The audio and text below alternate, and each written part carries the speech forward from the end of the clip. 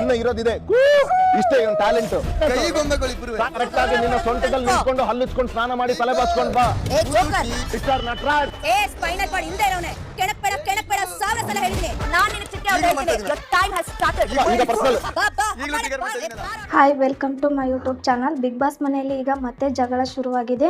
ಅದು ಅಶ್ವಿನಿ, ಧ್ರುವಂತ್ ಮತ್ತು ಗಿಲ್ಲಿ ನಡುವೆ. ನಿನ್ನೆ ಎಪಿಸೋಡ್ನಲ್ಲಿ ಅಶ್ವಿನಿ ಮತ್ತು ಧ್ರುವಂತ್ ಅವರು ಮಾತಾಡಿಕೊಂಡಿರ್ತಾರೆ. ನಾವು ಈ ರೀತಿ ಇರಬಾರ್ದು, ಅವನಿಗೆ ರಿಟರ್ನ್ ಕೊಡ್ತಾ ಇರಬೇಕು ಅಂತ ಈ ರೀತಿ ಮಾತಾಡಿರ್ತಾರೆ. ಅದೇ ರೀತಿ ಈಗ ಗಿಲ್ಲಿ, ಅಶ್ವಿನಿ, ಧ್ರುವಂತ್ ನಡುವೆ ಈಗ ಜಗಳ ಶುರುವಾಗಿದೆ ಅಂತ ಹೇಳ್ಬೋದು.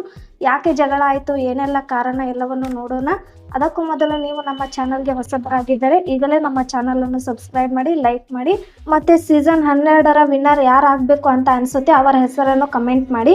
ಹೌದು, ಎಲ್ಲರೂ ಗಾರ್ಡನ್ ಏರಿಯಾದಲ್ಲಿ ಕೂತಿರ್ತಾರೆ. ಗಿಲ್ಲಿ ಅವರು ಸ್ವಲ್ಪ ಟಿಗರ್ ಮಾಡ್ತಾರೆ ಅಂತ ಹೇಳ್ಬೋದು ಧ್ರುವಂತ್ ಮತ್ತು ಅಶ್ವಿನಿ ಅವರಿಗೆ.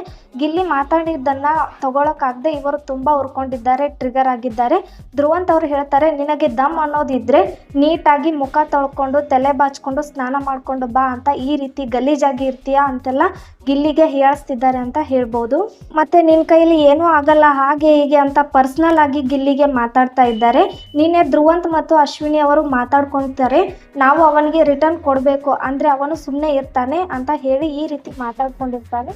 ಈ ಕಾರಣಕ್ಕೆ ಇಬ್ಬರು ಒಂದಾಗಿದ್ದಾರೆ ಅಂತ ಹೇಳ್ಬೋದು. ಮತ್ತು ಅಶ್ವಿನಿ ಅವರು, ನೀ ಏನು ಹೇಳೋದಲ್ಲ, ನಾನು ಎಷ್ಟು ಸಾರಿ ಹೇಳಿದ್ದೀನಿ ನನಗೆ ರೇಗಿಸ್ಬೇಡ ಅಂತ, ಇವಾಗ ಹೇಳ್ತಿದ್ದೀನಿ ಕೇಳು ಅಂತ ಚಿಟ್ಕೆ ಹೊಡೆದು ಯುವರ್ ಟೈಮ್ ಸ್ಟಾರ್ಟ್ ನಾವು ಅಂತ ಹೇಳ್ತಾ ಇದ್ದಾರೆ. ಗಿಲ್ಲಿ ವಿರುದ್ಧ ರೊಚ್ಚಿಗೆದ್ದಾರೆ.